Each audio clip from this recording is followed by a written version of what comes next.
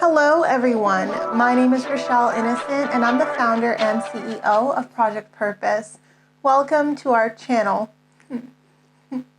Our community is focused on fostering the intellectual and character development in children, and we do this through our parent-child workshops that are focused on 4 themes: autonomy, self-efficacy, compassion, and self-concept, in order to cultivate grit, perseverance, and resilience in each child. And we are so thrilled to be offering one of the first of its kind digital, virtual, and continuous learning environments, enabling parents and children to connect from all around the world. At Project Purpose, our overarching mandate is to renew and rebuild family, community, and relationships. Our different social media platforms provide us with an opportunity to have discussions and to create space on all topics that relate to family, community, and relationships with ourselves as well as with others, with a primary focus on mental health and education.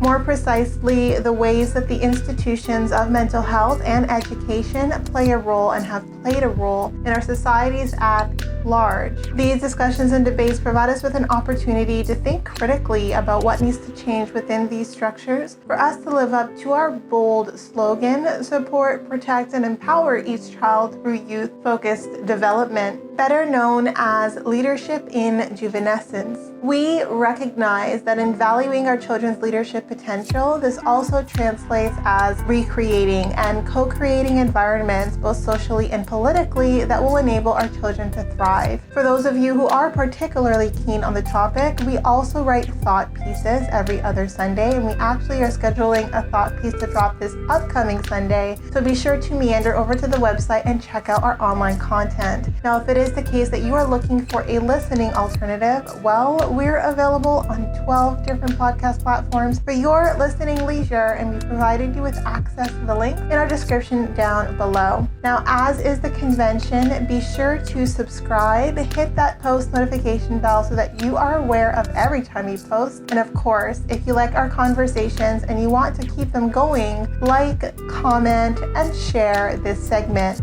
Let's get into it. Allo, hello, ladies and gentlemen, and welcome back to another segment here on Project Purpose. For those of you who are new, we cover topics that relate to mental health, mental wellness, and education on a week-by-week basis. And today our topic of discussion is mental health. And on the topic of mental health this week, our focus of conversation is going to be on defining toxic. We're going to define toxic outright because it seems to be a bit of a buzzword, and we're calling everything out as being toxic. And I'm not here to put guardrails around the definition. I think anything that you personally feel is toxic to you, totally your call. But I think for those of us who want a working definition of toxicity, of toxic behavior, of when to start to evaluate behaviors and get a sense as to, well, is this behavior toxic? Is this behavior good for me? I figured, why not do a quick little video on my own working definition of a toxic person, of a toxic environment. Like, what are some of the key indicators that I look for that signal to me, hey, this is toxic, you need to do something about it. So I think the first thing is a very subtle thing, but something that we need to be more cognizant of. I think it's when we're having conversations with people, and in those conversations, they see it beneficial to them to have us doubt our sense of value and our sense of worth. I do believe that conversations that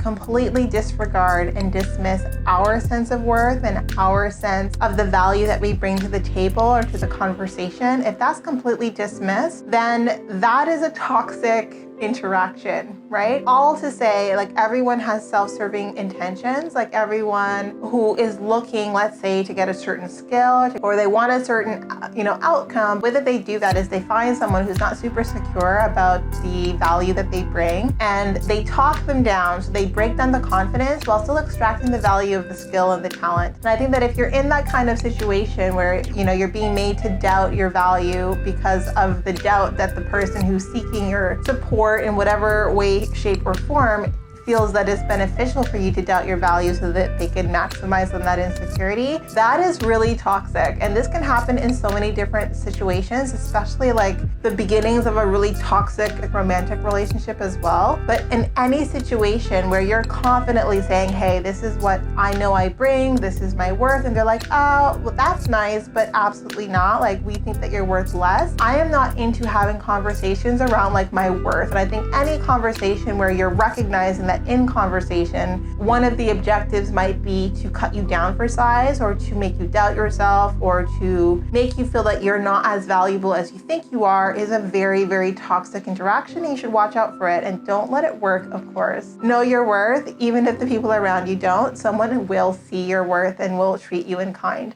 100%. Another signal of a toxic environment is when everyone's on the defensive. Everyone is hypervigilant. And I think that sometimes there are certain situations that we go through in life where we ourselves are hypervigilant. We're always aware. We're always trying to keep tabs in our environment or shifts and changes in our environment because we've gone through something that makes it so that we have to just be aware. And that can be super draining and super exhausting. But if that is because of combative behavior or defensive behaviors that you're now becoming hypervigilant, like you're recognizing that you really need to mind your P's and Q's, you have to cross your T's and dot your I's, and you're constantly walking on eggshells, that is toxic. That is unbelievably toxic. And it's so easy for us to normalize needing to do that, like needing to make room for like combative, very toxic energy that makes us feel unsure about ourselves and unsure about our sense of safety. And safety isn't just about like physical safety, it's psychological safety. And if you are hyper vigilant, if you're always worried about, the next explosion or when this person is going to be triggered or how this person is going to behave when they are triggered because they don't speak with you in mind, it's either that they don't have that social intelligence or they don't care to leverage it because maybe they fall within the first category where they don't value you as much or they don't value the relationship enough to like speak and communicate with respect, then that for me is a toxic relationship where you feel like you have to like walk on eggshells to be able to exist without being subject to some sort of attack or to feel targeted. And again, these are super, super broadly brushed because I don't want you to frame them within a given setting or a specific environment. I wanted my themes of, hey, this is a signal that this is toxic to be something that you can use in any context or situation, whether you're a student, whether you're an adult, whether you're in a relationship or whether you're dating, whether you're pursuing different career prospects or thinking about like what makes a healthy work environment. I mean, these are things that translate across the spaces that we navigate in our life. So I'm purposefully keeping it super broad so that you can apply it to everything and about anything. It's a bit of a temperature check for you. So the second one, definitely when you're surrounded by combative, antagonistic people, like people whose normal is to argue and is to have friction and is to butt heads. Like I am all about having healthy debate and discussion respectfully. I think that there's a way to debate and discuss. There's a way to have a difference of opinion that is still respectful, that is still taking into consideration and honoring the voices and the intellect and the insight and the vantage points of the people in that conversation. And I'm not really interested in engaging with someone who gets insecure when their position is challenged. And because of that, they get defensive, they get combative, and they get antagonistic. And that for me is what I would consider to be toxic behavior. We are all here with so many different experiences that we each can leverage and learn from. So let's work on ourselves if we're the ones who get defensive and combative when someone challenges our opinions, and recognize that there is enough space for two people to have different points of view. And there is so much more benefit to find a bridge, to find a solution that is a hybrid of both of our ways of thinking. And if there is a case where like you're on completely opposite ends of the spectrum and there's no coming together, agree to disagree and disengage. I am not the kind of human being who feels inclined to really forcefully speak of my values to someone who I recognize is not going to get it. And that might be a judgment call on my part. But if I'm listening to someone's rhetoric and it sounds something completely different from what I believe in and what I would stand for and what I would speak to, I mind my energy accordingly. I don't need to be like, hey, I disagree with you. This is why you're wrong. And the reason why I don't do that is because I still want to honor people, even if they're people that I'm like, oh, like we don't mix, right? Like we're not ever going to be, close or the best of friends, because like if that's what you you believe or if those are the things you value, then like that's a huge dissonance there. So I can know that like someone is not my cup of tea. I can know that someone is really not my kind of human, that their values are in complete misalignment with my own, and I can still honor that person and treat them with respect. And I think this whole idea of, hey, if you don't have similar values to me, then I have the right to crush you, and I have the right to disrespect you, and I have the right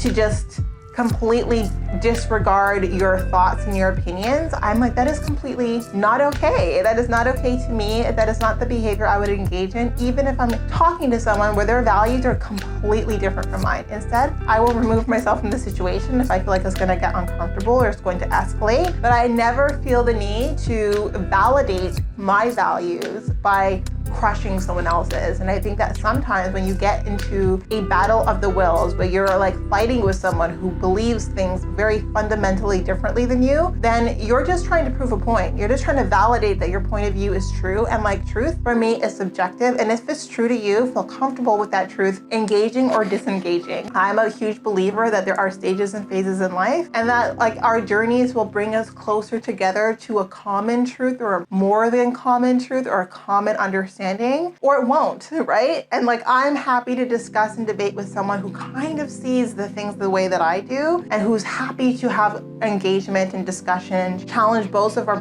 points of view, but respectfully, and not from the vantage point of I need you to believe what I believe, or like you're not smart if you don't believe the things that I believe. That kind of rhetoric I have no tolerance for, and it's incredibly toxic. So I would say if that's the way you're finding yourself getting looped into a conversation, is like, if you don't believe what I believe, then you're intellectually inferior than me, then by all means, like find your way out. There is no point in like battling it out with that kind of person who believes those kinds of things and is like super confident in that belief. I mean, it's just not worth our time or energy, right? And then lastly is the most obvious, but sometimes we can feel comfort in our discomfort, or we can find a certain degree of comfort in dysfunction. And I think that it is the case that you feel unsafe, psychologically or even physically, like you feel unsafe. You don't feel well, you feel uncomfortable, your body's having all of these reactions of being repelled by the environment that you're in, or not feeling comfortable in the environment that you're in. That's a toxic environment. And sometimes it's beyond words, it's a feeling, it's a sentiment, and all of it needs to be respected. And I think that sometimes we're so willing to please, we're so willing to bend and to accommodate others that we do so at our own detriment, and we do so ignoring our own body's signals that like, we don't feel safe here. And that can be, I don't feel psychologically safe here, I don't feel physically safe here, I don't feel safe, however many ways that translates. And I think if you don't feel safe,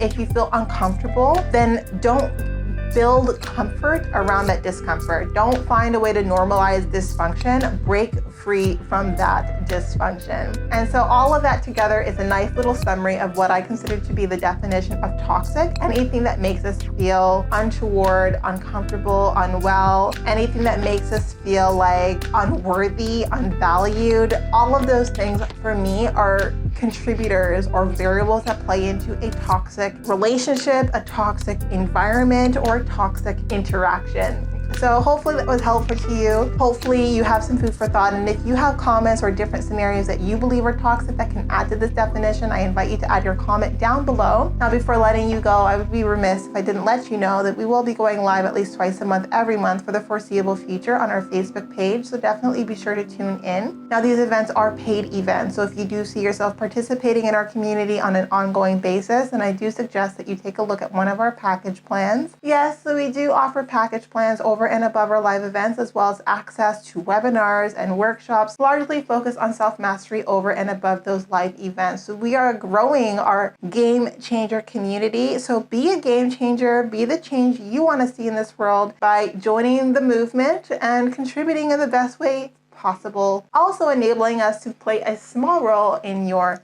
journey. Now we are on the road to 1K, so if you've made it this far, definitely be sure to subscribe, follow us across all of our platforms, and we look forward to chatting with all of you very soon. We'll talk to you later.